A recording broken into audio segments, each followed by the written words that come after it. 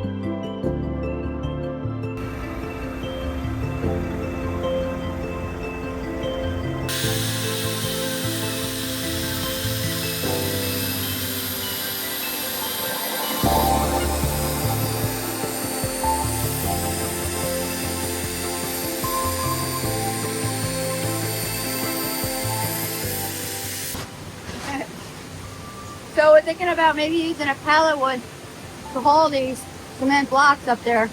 But our truck right now is full of cement, so I was thinking that maybe we can, use the truck for that. But and the skid steer's gone, so we can't use that. So I was thinking maybe we put all these on a pallet and drag it up there. It actually would level out the land at the same time. But yeah, I think the pallet would break.